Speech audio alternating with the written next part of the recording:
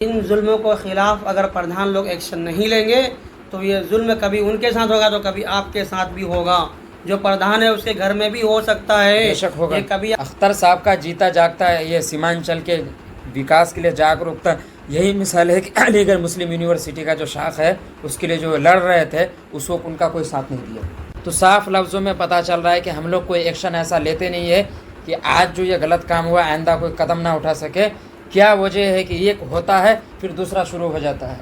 तो कानूनी तौर पे जो प्रधान होता है उसको लड़ना चाहिए। आप इशारों में हमारे गांव में समझ लीजिए 10 से 15 साल से निम्बर है वो, इशारों में नाम लेने की ज़रूरत नहीं है भाई।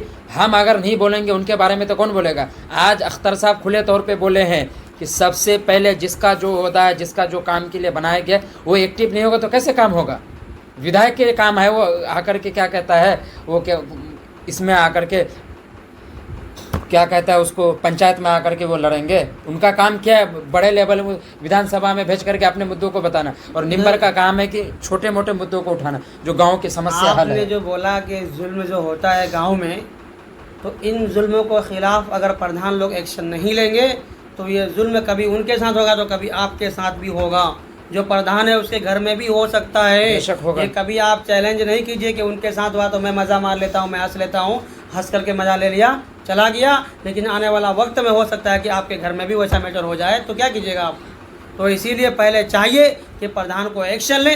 अगर ठीक है, अगर मामला इधर उधर है, और ये भी कुरान में कहता है और हदीसों में भी है कि अगर आपके आँखों में अगर कभी जुल्म हुआ देखा है, किसी को अगर नाहक जुल्म कर रहा है, किसी को नाहक कत्ल किया जा रहा है, किसी को नाहक मारा जा रहा है, तो उन तमाम चीज़ों का एक्शन समझे के मान लिए जो अभी जो प्रधान होते हैं गाँव में उनको लेना चाहिए। अगर नहीं लेंगे तो कल क़यामत के इन तमाम लोगों का पकड़ होगा।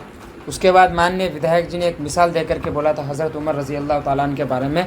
एक यहूदी आए, उस वक्त भी तो सियासी होगा, तरीक़ा अलग होगा। तो उन्होंने कहा कि एक भले आपका बादशाह किधर है, तो देख रहे हैं कि एक खजूर के तनाव का एक झोपड़ पट्टी बना हुआ है और बिंदास सो रहे हैं, न सिक्योरिटी गार्ड है, न कोई ठाट बाट से कुछ बना हुआ है, कुछ नहीं है, बिल्कुल आराम से सो रहे हैं। जैसे ही वो करीब आए तो बेहोश हो गए।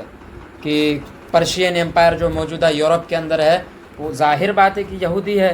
तो देखे होंगे कि ईसाई लोग किस तरीके से हुकूमत करते हैं, मसनद शाही पे किस तरीके से बैठते हैं, हीरे जवाहरात लगे हुए होते हैं कि 20 लाख या 22 लाख मुरब्बा किलोमीटर दूर की हुकूमत करने वाले हैं और इस तरीके से खुददार हैं। तो कहने लगे कि इस्लाम को विस्तार होने से कोई नहीं रोक सकता।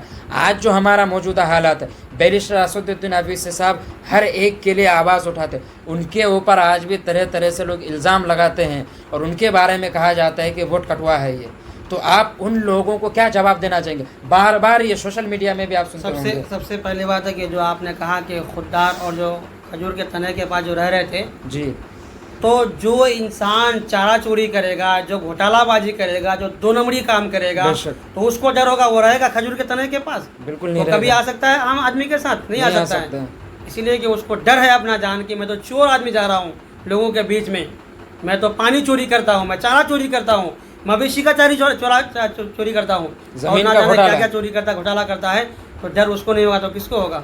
हम देखिए कहीं भी चले जाते हैं, हमारे अख्तर साहब कहीं भी चले जाते हैं, हमारे असदुद्दीन ओवैसी साहब कहीं भी जीता चले जाते जागता हैं। मिसाल है। प्रदेश अध्यक्ष होते हुए एक गाड़ी लेके मामूली, उनके साथ तो बहुत आदमी होना चाहिए। सोचने वाली बात है कि अख्तर साहब अगर मुसलमानों में ना होते हुए किसी गैर मुस्लिम भाई के कौम में होते, सोचने वाली बात है कि इनका पद ऊंचा मर्तबे में ही होते। तो क्या है कि ईमानदारी पर वही तो आपको तो बताया ना भाई कि जो इंसान चोरी करेगा, जो रोज जो गुंडागर्दी करेगा, लोगों को अत्याचार करेगा, लोगों को परेशान करेगा, और जो है कि मवेशी का चारा चोरी करके खाएगा और ना जाने क्या क्या चोरी करता है, तो इन सब चोरी होने के बाद अगर वो आवाम के सामने जब आएगा तो उसको ना जाने कि आवाम कैसे ताजपोशी करेगा चप्पल जूतों से, और ना जाने क्या उसको करेगा। अख्तर साहब का जीता जागता है ये सीमांचल के विकास के लिए जागरूकता, यही मिसाल है कि अलीगढ़ मुस्लिम यूनिवर्सिटी का जो शाख है उसके लिए जो लड़ रहे थे उस वक्त उनका कोई साथ नहीं दिया।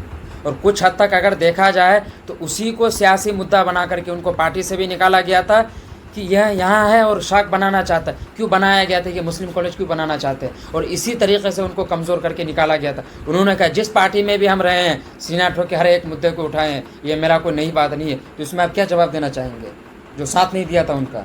सबसे पहले बात है कि जो उस वक्त साथ नहीं दिए थे वो लोग हमारे पार्टी में आ चुके हैं। बिल्कुल इसीलिए आ चुके हैं कि उस वक्त बोला था, अब करके दिखा रहे हैं।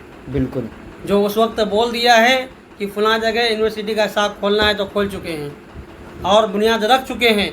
इंशाअल्लाह आने वाला वक्त में वो आप तमाम हजरात के सामने में खड़ा होकर के बिल्डिंग नुमा के शक्ल में दिखा देगा कि ये कौन किया, अख्तरुल ईमान किया। किसके ज़रिए से हुआ? असदुद्दीन ओवैसी के ज़रिए से हुआ। और उसके बाद एक और जुमला रखा उन्होंने कि ठीक है, अगर कोई बांग्लादेशी घुसा हुआ है, वाकई में है, तो अख्तर साहब ने ये कहा कि हम खुद जाएंगे बॉर्डर तक, उसको धक्का मार के बांग्लादेश में छोड़ करके आएंगे। पाकिस्तान को तो पाकिस्तान उसको कानूनी तरीके से भेजा जाएगा। वो कहते हैं कि जो घुसा हुआ है उसके साथ कानूनी कार्रवाई कीजिए, हम कागज़ जो आप चेक कर रहे हैं उसका हम खिलाफ नहीं है।